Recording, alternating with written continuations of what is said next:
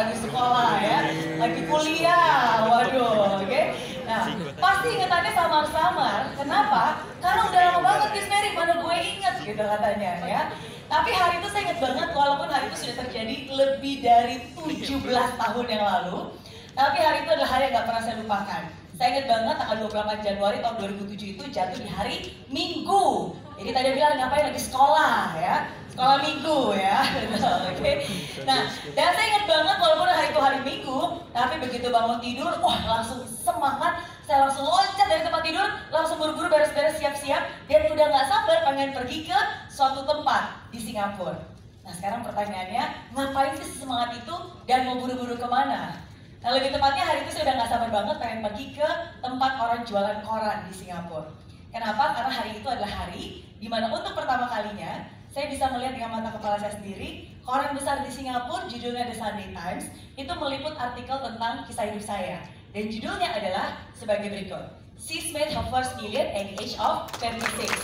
Jadi saya sangat bersyukur bisa mendapatkan $1 juta pertama saya di usia 26 tahun. Nah, tapi yang lebih menggemparkan pada saat itu bukan hanya pencapaiannya, tapi ada kisah di balik pencapaian tersebut. Nah maka dari itu dari sejak pemberitaan di koran Singapura, akhirnya beritanya pun juga tersebar di beberapa negara tetangga di Asia.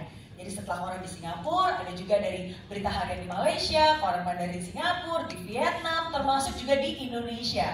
Ya jadi banyak banget beritanya, mungkin Anda pernah baca, mungkin Anda juga pernah dikasih tahu papa-papa mamanya juga, ya dan seterusnya. Nah, dan banyak orang begitu mereka ngeliat artikel ini, biasanya sih mereka penasaran.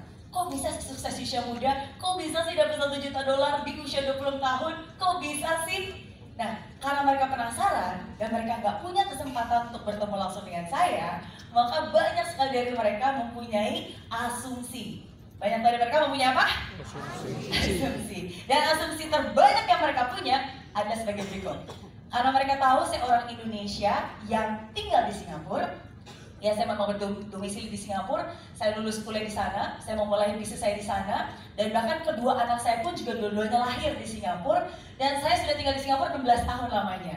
Nah, jadi karena mereka tahu, oh orang Indonesia yang tinggal di Singapura, wah asumsinya cuma satu, terang aja dia bisa sukses di usia muda, pasti dia berasal dari keluarga ya? Kaya raya. Nah, gitu asumsinya. Nah menurut Anda kira-kira asumsinya benar atau salah? Salah. Benar salah? Salah. Salah ya, benar-benar salah ya, alias benar-benar ngawur. Justru yang terjadi adalah sebaliknya. Saya berasal dari keluarga yang sangat sederhana dan gak pernah ada pemikiran keluarga saya untuk mengirimkan saya ke luar negeri untuk belajar. Karena kondisi keuangan yang pas-pasan hanya mencukupi untuk saya kuliah di Jakarta pada saat itu. Saya masih ingat banget masa-masa kecil saya habiskan di rumah kami yang sederhana di daerah Jakarta Utara, lebih tepatnya lagi di daerah Tanjung Priok ya. Jadi saya lahir, tinggal dan besar di daerah Tanjung Priok. Di sini ada orang-orang Tanjung Priok yang ada di ruangan ini? Wah, ini bekas tetangga saya nih kayaknya ya. Beneran Tanjung Priok? Lebih banyak ya, ini perempuan-perempuan semua ya. Oke, dulu saya tinggal di dekat Pasar Ular, tau Pasar Ular? Oh tahu ya, oke ya. Banyak orang bilang itu daerah yang sangat keras karena zaman dulu banyak premannya di situ katanya, oke? Nah tapi disitulah saya habiskan masa-masa kecil saya. Jadi saya tinggal di daerah Pelumpang Semper, ya dekat situ, Kelurahan Rawabadak ya. Dan saya masih ingat banget, benar-benar nggak pernah kepikiran suatu hari saya bakal bisa kuliah di luar negeri, punya bisnis sendiri, apalagi punya bisnis di luar negeri, sama sekali nggak kepikiran. Tapi itulah hidup, dan kadang kita nggak akan pernah tahu hidup akan membawa kita kemana, dan kadang kita juga nggak akan pernah tahu hidup akan memberikan kita apa. Dan seringkali kalau sekarang saya notice, justru hal-hal yang terbaik dalam hidup kita seringkali itu berawal dari sebuah keadaan yang tidak baik-baik saja.